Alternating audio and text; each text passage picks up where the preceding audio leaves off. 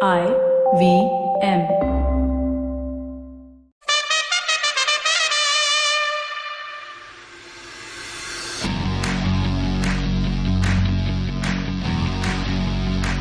Hello and welcome to this midweek episode of the Edges and Sledges Cricket Podcast. This is DJ, your host for this episode, and I've got with me, not Ashwin this week, as we usually do a midweek, but I've got a special guest this week, and it's Shlok. Shlok, welcome to the Edges and Sledges Cricket Podcast.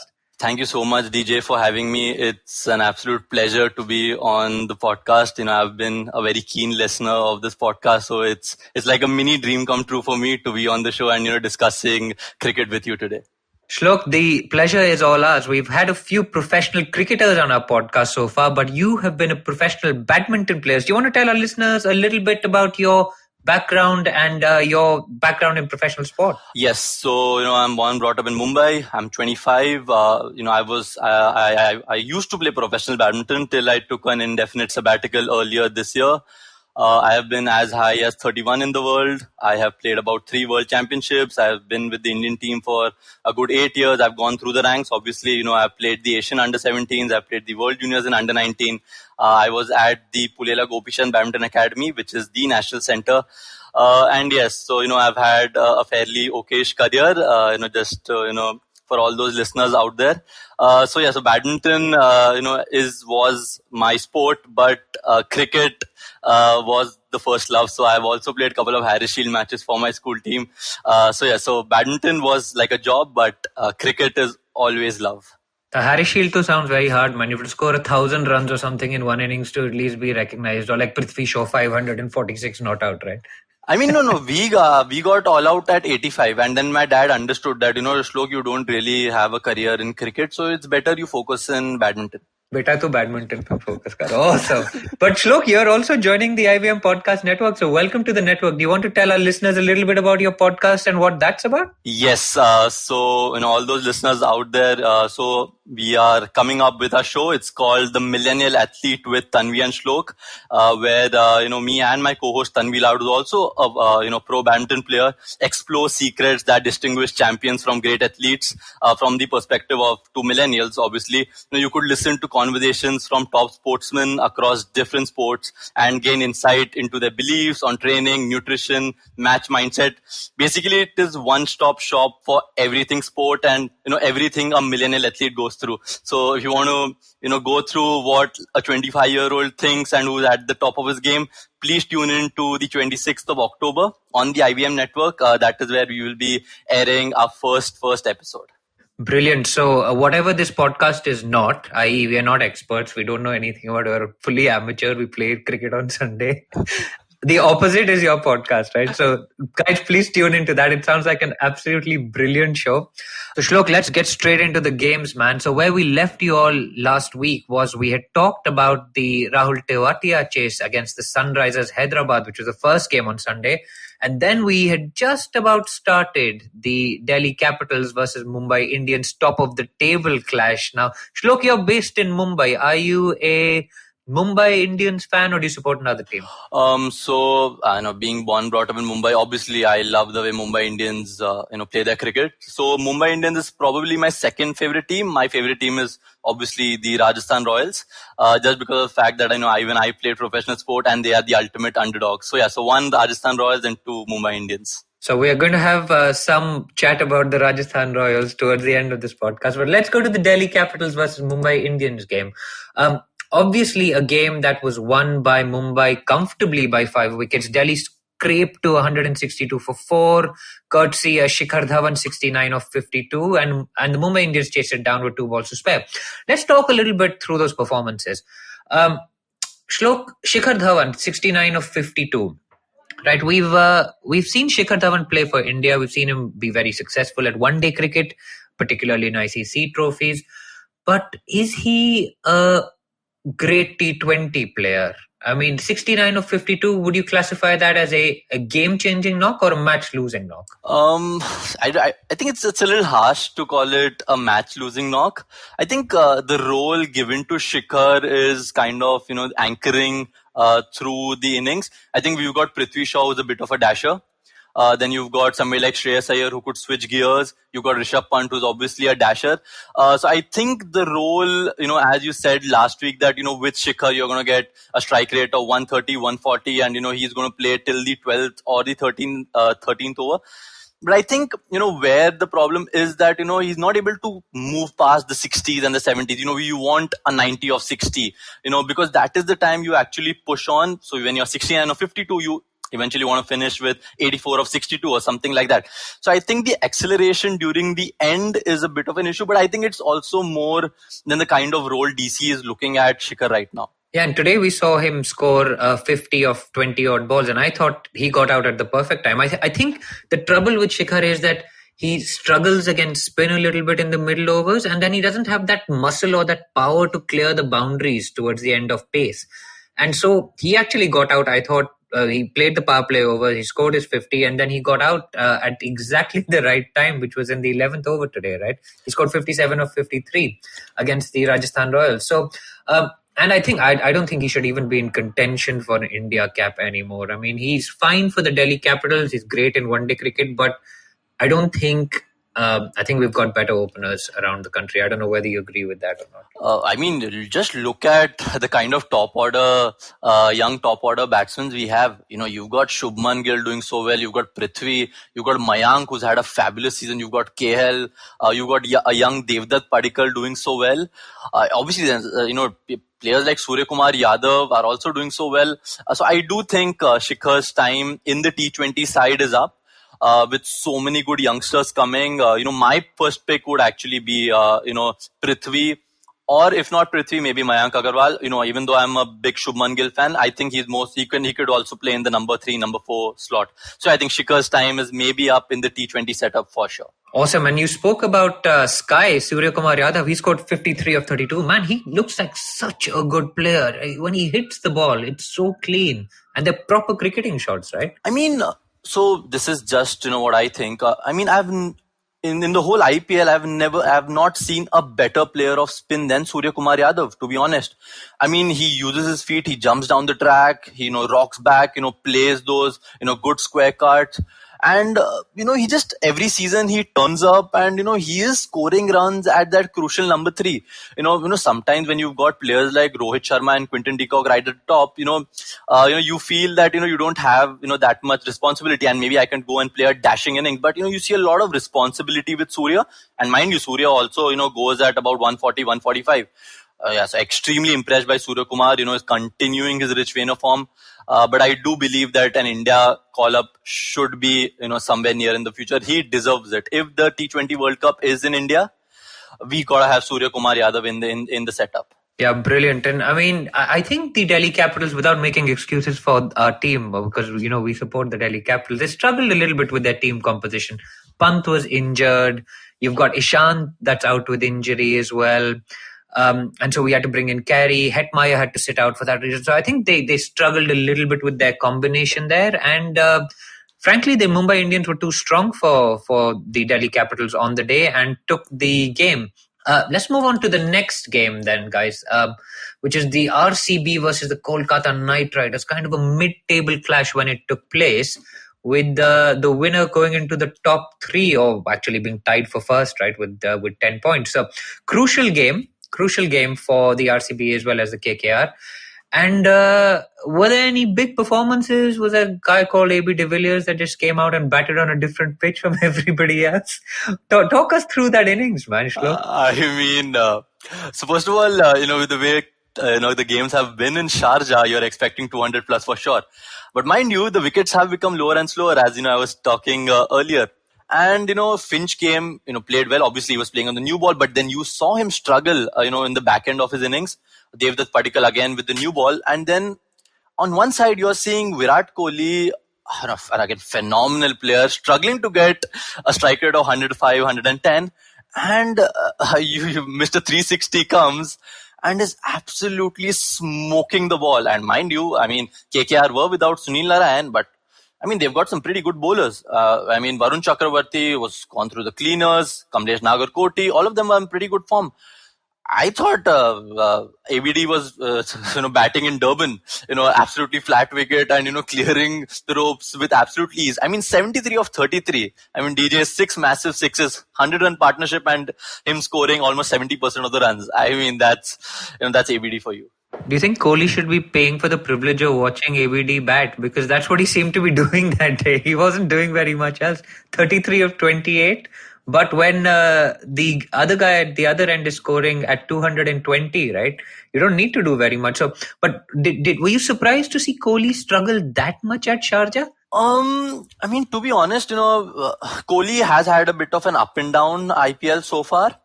On wickets, which was slightly quicker. I think I thought the innings the other day where he just accelerated when he scored 90 or 54. I thought that was phenomenal innings. I thought that he was trying to muscle the ball, when he was playing Sharjah, just because of the fact that you're trying to aim at 200, 205. Maybe that played it on his mind. But then I thought he was very smart in the end. That he told that what AB is doing just such a fantastic job. I'll give the strike to him. So the intelligence of the player comes in, and I believe he's one of the best runners in the game currently. So I thought it was a bit of an off day, but even on those off days, Virat is making sure that RCB is actually in good hands. 100%, and they got up to 194 for 2 off the back of that partnership between ABD and Virat Kohli.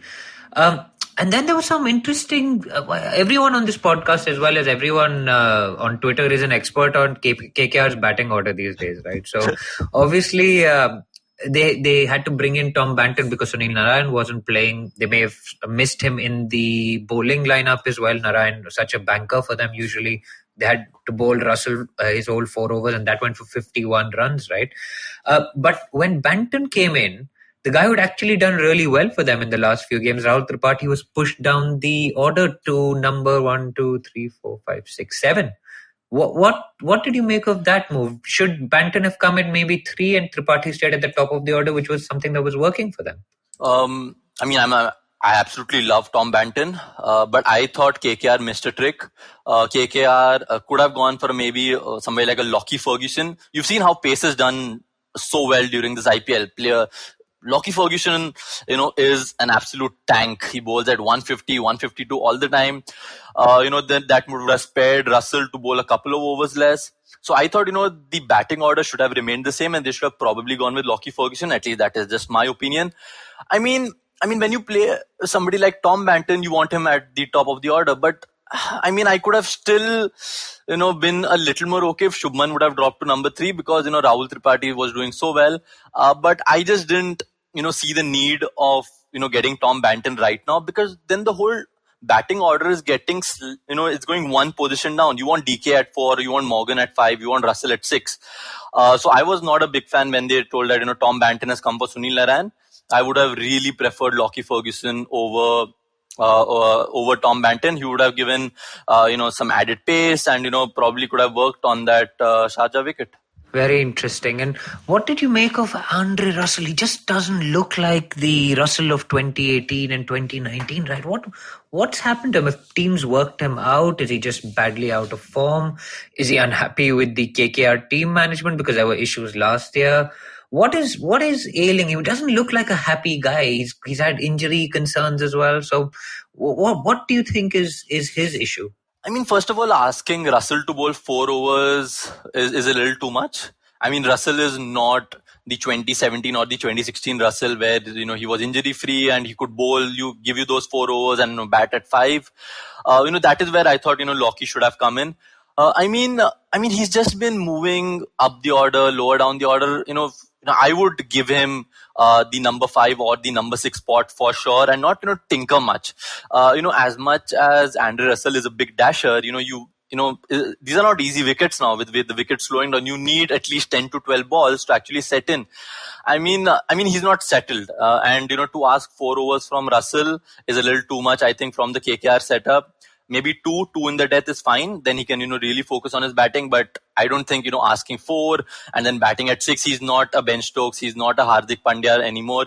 I think KKR is asking a little too much from him, even, while bowling or batting is still okay, but he's asking a little too much in terms of bowling. But yeah, he doesn't seem, really in a very good space of mind as of now. It's really sad because when Russell really kicks on, he's something to watch, man. I mean, he was winning some incredible games for KKR in the last couple of seasons just with his batting at the death, making chases that looked impossible easy. 2 more questions on this game before we move on to the next game, which is going to be a CSK game. So I'm really looking forward to that. Nitish Rana, should he have bowled instead of Russell bowling those 4 overs? I was hoping Rana would actually bowl an over. But then where would you actually fit that Rana over when you were seeing De Villiers and Kohli, in the 11th or 12th over? Probably in the 7th or 8th over where, Finchy was, not actually timing the ball very well. Devdutt was going actually pretty well. So I think the problem was, DK didn't actually know when to bowl Rana, and then it was actually too late to get actually Rana on. So I think he missed a trick over there, maybe giving Rana the number 6th or the 7th over.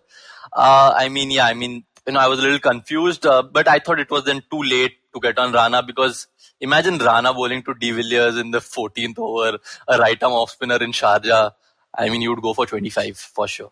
I think 25 may be too few there. Yeah. But sure.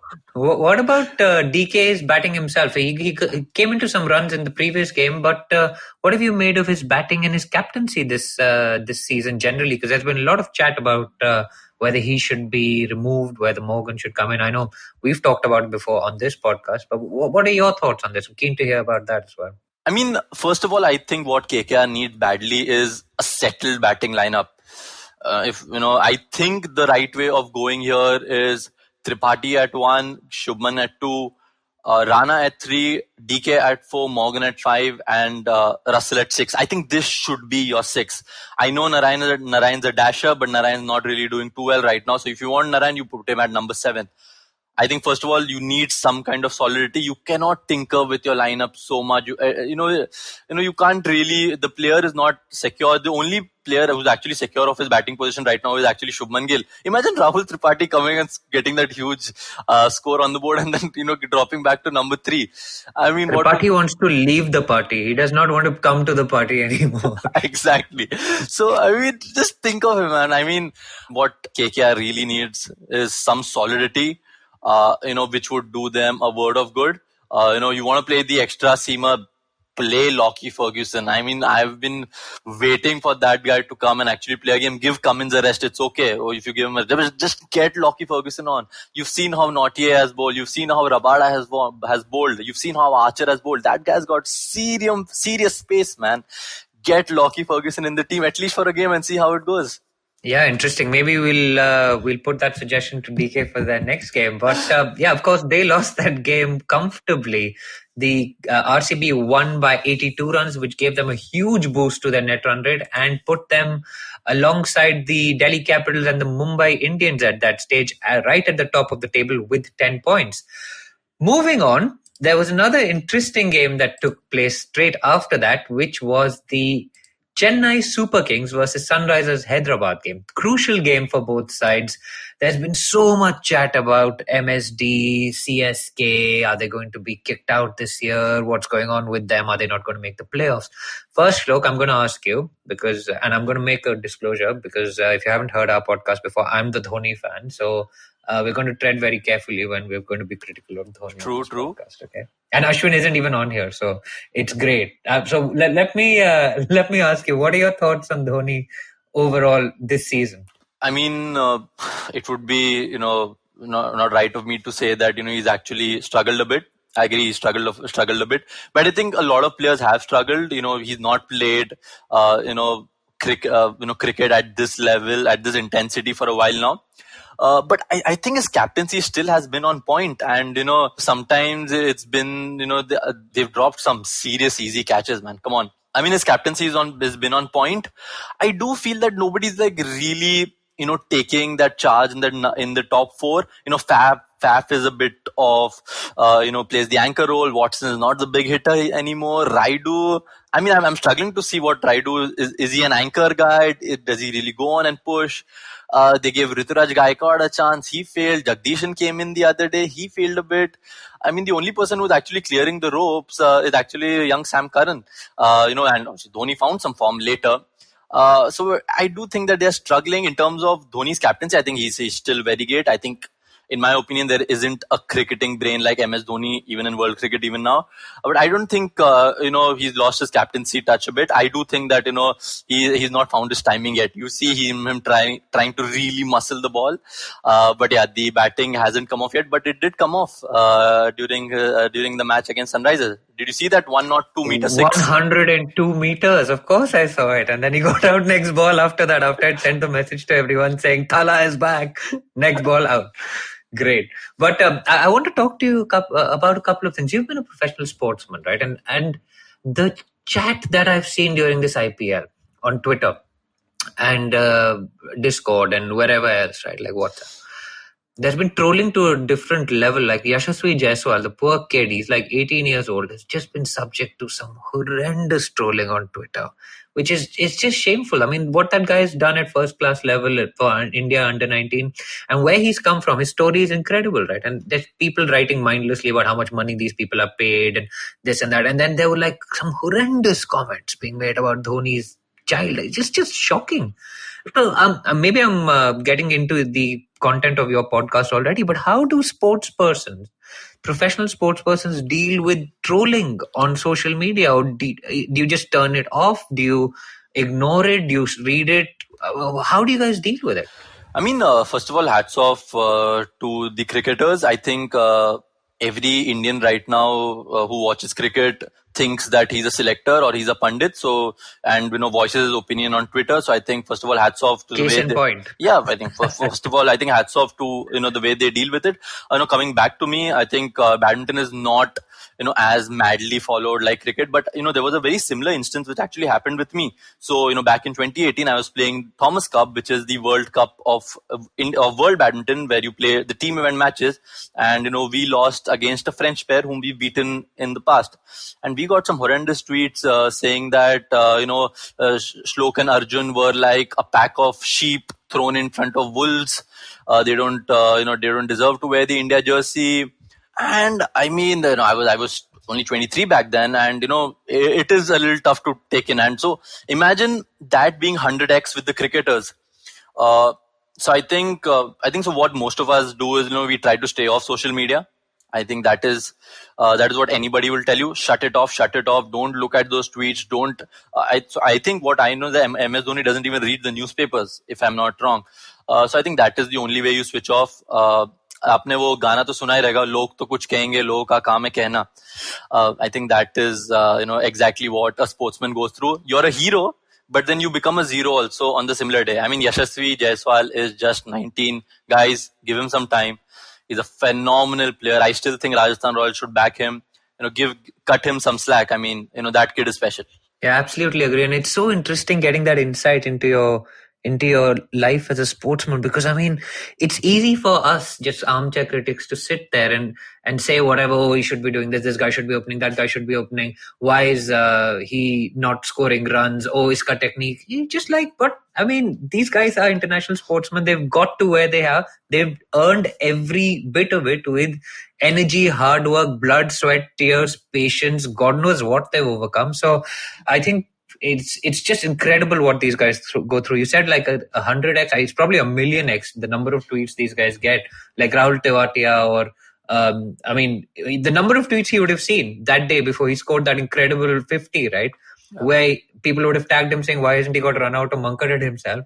Yeah. And then the same people would have then 5 minutes later been saying, oh, what a great innings, right? It's such a weird world we live in. Anyway, coming back to the game, you spoke briefly about it. Sam Curran opened the batting, opened the bowling, took David Warner, took the catch of David Warner as well. Dhoni calls him a complete cricketer for CSK. I almost called it MSK. For CSK. Is he the new Shane Watson for CSK? Because that's what Shane Watson used to do, bowl, bat and take catches, right? I mean, yes, I've been super impressed by Sam Curran ever since he's made his debut for England. I mean, we all remember the impact he had with the England-India Test series. We're trying to forget it. We are trying to forget that, but still, I mean, he's been kind of a revelation for CSK, hasn't it? Anytime you need anything, the person Dhoni is turning up to is young Sammy Curran. So, there was a time where, Dhoni would always go to Dwayne Bravo. But suddenly you see, this young Englishman with a lot of flair. And so whoever knows a lot about Curran brothers and, actually, has studied them, they like to take on situations head on. So they like to come into the pressure situation. So I think Dhoni, actually likes those players who actually, go on and, are, looking forward to the challenge instead of, shying away from it. And what did you think of, MSD promoting Sam Curran at the top of the other order? Did you actually expect it? Sorry. I quite liked it. I thought it was a positive move. It showed that they wanted to get on in the power play. The power play has been a problem for them, right? They're like usually 30 for 1 or 30 for 2 for CSK. Neither Faf nor Watson. Watson, when he gets going, yeah, good player. But Faf isn't a massive hitter over the infield, right? And yesterday he went for a duck. You had Watson walk in at 3. He got 42. Curran showed the intent, right? And that was the word that I think was missing for a lot of CSK fans and followers. It was the intent to score runs quickly. And they got that because they won the toss and chose to bat first for a change, right? So they got the chance to express themselves. So I thought it was a good move by Dhoni to give Sam Curran, go. You've got the license to thrill. Go ahead. Just hit over the infield. If it comes off, great. If it doesn't come off, we've got batting till number 9. Chahar comes in at number 8. So just chill out. You've got Chawla, Thakur's at number 10. Sharma is till number 11. We bat till number 11. If it comes off, great. If it doesn't come off, okay, fine. We've tried something and maybe it didn't work. So I like that from them. Similarly with Raidu, you saw he came out wanting to score runs quicker. And of course, we talked about the 102 meters by Dhoni, right? What a shot. I mean, nostalgic, right? You just get those goosebumps when Dhoni hits those massive sixes, right? I mean, but fair play to Jaddu as well. I mean, Sir Ravindra Jadeja, another all-round performance, 1 for 25 in his 3, and 25 of 10. Sorry, massive one of 18 in his 3 overs and 25 of 10 in his batting. I mean that's a really good performance. He's gone under the radar with Sam Curran doing so well, but I do feel that with the wickets becoming lower and slower, Jaddu is gonna actually come into his own in the latter half of the IPL. Absolutely. And Jaddu has actually been batting fairly well this season. He got his first IPL 50 this season, right? Do you remember that game? Yes, absolutely. Where Thala was all taken over by like Thala being out of breath and being sick and stuff. But Jadeja had actually scored his first IPL 50 in that game. So good signs for them. Let's move on to the Sunrisers innings, right? Warner went early. Bairstow didn't really score. Got bowled by Jadeja, which was a brilliant wicket. I really enjoyed that.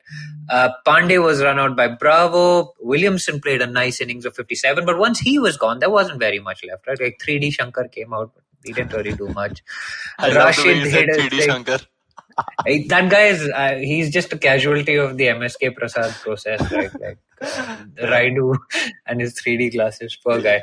But anyway, that game petered out into a 20-run win for CSK. But the talking point which we have to come to, right, is Thala. Okay.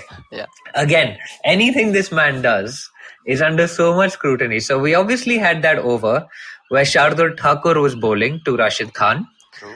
And there was it to Rashid Khan or to the other batsman? I can't remember. He was bowling to somebody and he bowled one wide, and then a similar ball, the next ball, was not given a wide, although Paul Reiffel started stretching his hands out and then changed his mind. Dhoni was saying that he was moving, so it shouldn't be a wide. And was there an element, firstly, of Dhoni changing the umpire's mind? Let's start to that. Was there any pressure exerted by Dhoni on the umpire? So I'll tell you this from a very sportsman perspective is that, when, we played professional badminton and we have our umpires and service judges. So sometimes you get faulted on your service, if your service is going above your waist or something. So I've seen that sometimes, these service judges do not give them fault just because on reputation. I mean, when a world number 2 who's been in the circuit, he comes saying that, it's not actually fault, and he's actually going and talking to the service judge actually feels that, guy, he's like world number 2. And the same thing I do, because I'm not a very fancied or an experienced player, I get faulted. So I do not think Dhoni actually was influencing the umpire, but the umpire himself got influenced. I mean, that is just the stature of the man. That is just the experience of the man. So I think it was the other way around, instead of, Dhoni actually pressurizing the umpire. Okay, so I'm going to ask you another question. This is Paul Reiffel. He's an ICC elite umpire. Yep. He's won a World Cup with Australia. Yep. I think he's got 100 odd international appearances playing cricket. Absolutely. Didn't he just change his mind? Why are we imputing... and umpires do that. We've seen an umpire scratch his nose. We've seen an umpire scratch his hat. Exactly. So why are we saying that it's Dhoni that forced him to change his mind about a white? I mean, we've seen umpires do that about LBWs and caught behinds. Yeah. I mean, again, right? I mean, as a country, we like to micromanage everything, no? And whatever Dhoni does, we want to micromanage. That is the biggest problem, saying that, you've got anti-Dhoni and you've got Dhoni. Let's start a big debate on Twitter. Let's see who wins. Which is fascinating, because all these guys play for India. Exactly. So when India plays, we're all on their side. It is very funny. Anyway, carry on. I interrupt you. Sorry. I mean, yes. I mean, I don't think it should matter that much. I think the umpire has the right to, change his mind. But I read something earlier on today saying that Virat Kohli, actually wants technology to be used in wides and, waist level no balls. I think that's a good way to actually move forward, saying that, if you've got referrals for everything, why not, go this extra step and, actually do that. We've got the whole hoot coming up with the no ball this season. Why not even that? Matches go down to a run. Maybe that's the way going forward then. And I'm now going to ask you the opposite question, okay? And you've been an elite level sportsman. So, should Dhoni have been complaining to the umpire at all in the first place? Because a lot of us, when we were young, were told the umpire's decision is the final decision. So if he said something, don't question it, and you're not supposed to be questioning it, and unless you're John McEnroe, right, and you're this genius who's going to get away with throwing rackets and doing all of that stuff. But until you're that level, keep quiet, obey the rules, and stay within your bounds. So should Dhoni have been doing that, or was he being a little bit out of line? And should he be reprimanded for it? So that's a tricky one, actually. I mean, we all remember once Dhoni actually came inside the ground, and so over the years we do have players actually questioning the umpires on their decisions, and even so, this is behind the scenes when there's actually a break, and when somebody's given not out, I know the bowlers continuously going and asking, that was plumb. I mean, bowlers find anything hitting on the leg being plumb. That's a different thing. But I don't think he was out of line a lot. I think this happens a lot where players actually question the umpires. But I do not think he went so out of line that he actually should be penalized for anything. Interesting. I think it was much ado about nothing. I think wicket keepers and players put pressure on umpires constantly, whether it's LBW appeals, whether it's appealing when they've caught the ball down the leg side, when they've done all of that sort of stuff. I mean, and this was just part of it. It was in the heat of the moment, and the umpire just decided to change his mind. So that is my personal view on it. Obviously, everybody else will have their own view. But in the final analysis, good win for the Chennai Super Kings. They really needed that to breathe life back into their campaign. They won by 20 runs. The Sunrisers Hyderabad, of course, with their openers not firing, couldn't actually chase those runs down. So they slipped into number 5, CSK at number 6. And then we had the game today. So we've already talked about your team being the Rajasthan Royals, right? Yes. I and Ashwin and Varun, who run the podcast, we all support the Delhi Daredevils. So there's never actually any fighting on this podcast about which IPL team is better. Yes. Because either we're super happy or we're super sad. Yeah. Right? For many years it was super sad, but the last 2 years have been decent. Yeah. So we played the Rajasthan Royals. Again, we just felt like we just played them. We had the whole Butler Mankad story, right? Like with Ashwin coming in and getting him caught at square leg. But it seemed like we just played them a few days ago. But obviously this is the next round of games. And we batted first. The Delhi Daredevils scored 161 for 7. Dhawan got 57 of 33, so that was an important innings. Iyer got 53 of 43, didn't accelerate enough towards the end. And honestly, I think the bowling by Jofra Archer and the Rajasthan Royals team was outstanding. Archer up front, as well as Nutcut towards the back, as well as Tyagi, Stokes, Gopal, all of you guys bowled really, really well. Tewatia as well, of whom, by the way, we released a song earlier, a jingle earlier today. So we'll put a link in the show notes. So, guys, please check that out. But then Butler and Stokes came out to bat, and Butler went off like an absolute rocket. 22 of 9, and he was treating Andre Nokia as a spinner. He was sweeping him off the stumps at 156.2 kilometers per hour. That is just, I mean, the talent is mind-blowing. But let's talk through this chase, Shlok. What did you make of Smith's batting as well as Samson and their innings? Because obviously Butler went bowled by Nokia in that same over. Stokes hung around for 41, but the middle order kind of didn't really back up that opening stand. So what went wrong for the Rajasthan Royals in this chase? I mean, I understand the thought process of Ben Stokes opening the innings. You want your premier batsman facing a lot of balls. But I do feel that the middle order then becomes very light. In an ideal situation, I would like to have Ben Stokes bat at 5 because he's someone who could clear the ropes. To be honest, I wasn't extremely impressed by Robin Uthappa today. I thought he played decently well. Just his running between the wickets was, I thought, very poor. Riyan Parag was playing so well the other day. He was absolutely given a suicidal run out. And then you are asking Rahul Tewatia to be a magician every time he bats. Rahul Tewatia is going to have his bad days. He's not an established cricketer yet. He's had a couple of good knocks, but again, he's just Rahul Tewatia. He's not even made the India A squad yet. Butler blitz, and then I thought Ben Stokes was doing actually too well, but then actually he got a little, I thought, he was getting a little fidgety, and I thought, no, I just go and smack the ball and, try to reduce it down. 77 needed of the last 10. With Stokes and Samson there, Samson has also faded out a bit. I don't know where it actually went wrong, but ideally, again, I'm going to stress this point again. Please give Yashasvi Jaiswal another go. I think Yashasvi Jaiswal at the top of the order along with Butler. Number 3 Smith, number 4 Samson, number 5 Stokes, number 6 Riyan Parag. You have got a settled batting lineup. That is very important. I think Ben Stokes, he's got his balls, he's got back in form, but he can clear the ropes anytime he can bat. The curious case of Robin Uthappa, right? Don't you think Robin Uthappa is? I love him absolutely as a player, but hasn't he been on the decline for the past couple of seasons now? Yeah, he looks like he's past it a little bit. It's a little bit sad because he got stuck last year, right? Playing for Kkkr, I think, in one game, and that really showed you his decline. And it is sad because he's been such a fantastic IPL player. He's been a fantastic T20 player over the years.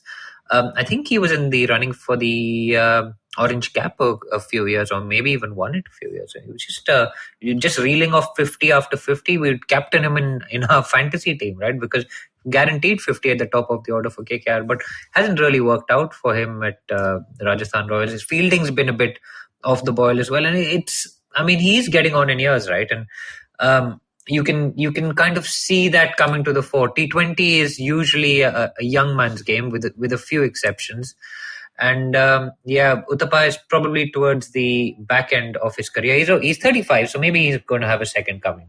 But it would be good to see him back in form for the Rajasthan Royals, because they could really do with a guy like him who can anchor as well as unleash, right? And it's the unleashing that he hasn't been able to do so far, which is going to be troubling for them. True. But we need to get to the point that how good was the fast bowling today? From both teams. Jofra Archer 3 from 19. The ball to Prithvi Shaw, absolute peach of a delivery. And you saw the little bihu dance he did with young Riyan Parag. That was great. That has to go one of the top moments of the IPL. That just sums up the IPL for me. Along with that, last 5 overs, just giving 32 runs and 4 wickets. Rajasthan Royals, Kartik Tyagi again brilliant. But how about the South African duo from DC, Kagiso Rabada and Andres Nortje? Absolutely brilliant.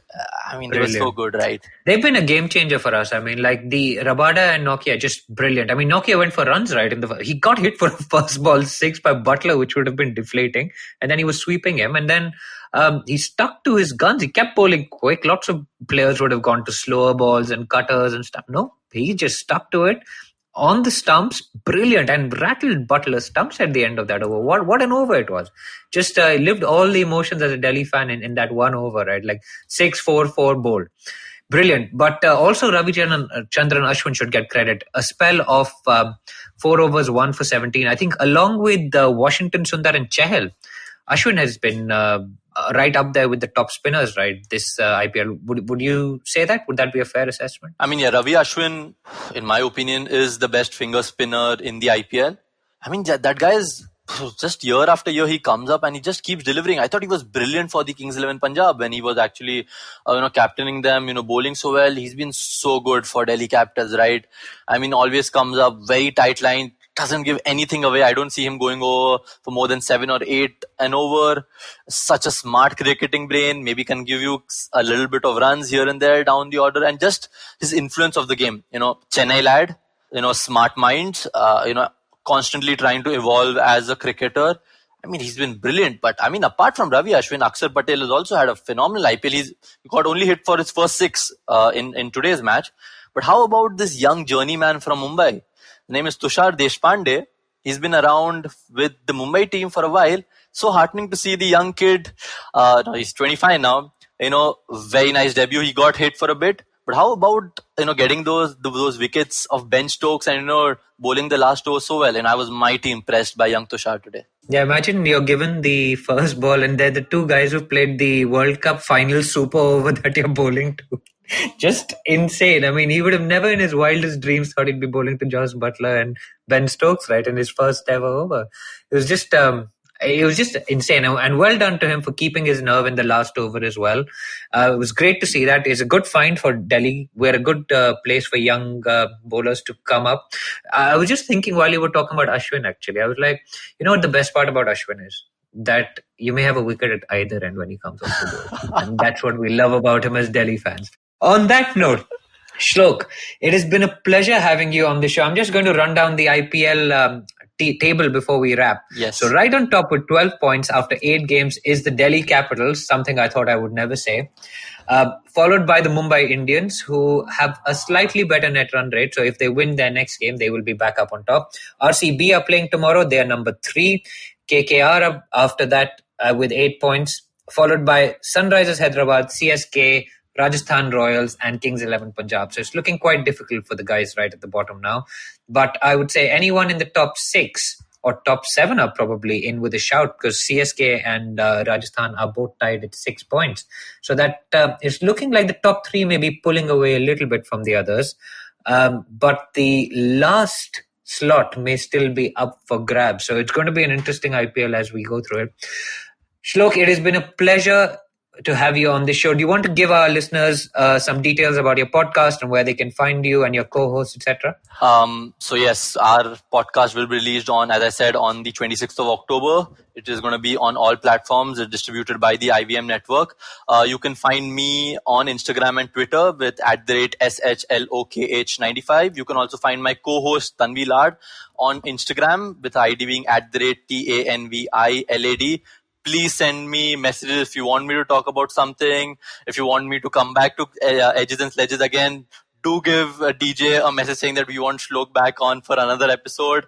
But yes, super excited to get this new podcast on. I hope all of you guys will like it and will actually go through the mindset of a young achiever. Who's still actually in their early 20s or in their teenage. So yeah, extremely, really excited actually. I'm feeling a little nervous with what kind of reception we'll get. So fingers crossed. Absolutely great. I'm sure you'll be absolutely fine. And guys, as always, you can find us at One Tip One Hand on Twitter, Facebook and Instagram. contact@onetiponehand.com is our email. So drop us an email there and keep listening. We will be back next week with a listener fan episode for another team. We'll be back on Monday. So keep enjoying the IPL until then, and we will see you soon. Thanks very much. I hope you enjoyed that show. If you aren't following us on social media, please do. We're IVM Podcasts on Twitter, Facebook, and Instagram. Speaking of Instagram, Niharika Pandey joined Cyrus this week on Cyrus Says. Niharika is the strategic partner manager for Instagram India. Great conversation about the plans for Instagram in India. Karanjit Kaur joined the guys at Uncle Please Sit. Another really interesting conversation about the patriarchy. On Advertising is Dead, old friend Suchita Salwan showed up. Suchita is the founder of LBB. Great conversation she had with Varun. Definitely do check that out as well. Tanvi Lad, who is a nationally ranked badminton player, was on the Habit Code with Ashton Doctor. Great conversation. I would highly recommend that. The Football Football guys are back. They've been back for a few weeks, but definitely do check out their latest episode. Great conversation they had. On Aditi Surana's Absolutely Right, Manju Sara Rajan was the guest, and again, a great conversation was to be had over there. As always, great conversations all across the board. Check out some of the other stuff like Smile India and Know Your Kanun and All Things Policy. All of them had fresh episodes this week, but with that, I hope to see you again next week. रिश्ते में तो हम तुम्हारे podcast लगते हैं. नाम है football शुटबॉल. Presenting Football Shortball, a show about three friends discussing our favorite game over a beer. Sometimes 3, maybe even 5. Hi, I'm Shiva, and with me are my two sidekicks, Gaurav Sapre and Karthika here. Sidekick? You mean like Batman's Robin or Van Persie Robin? No, I mean like Alexis Sanchez, but with a little more skill than just playing the piano.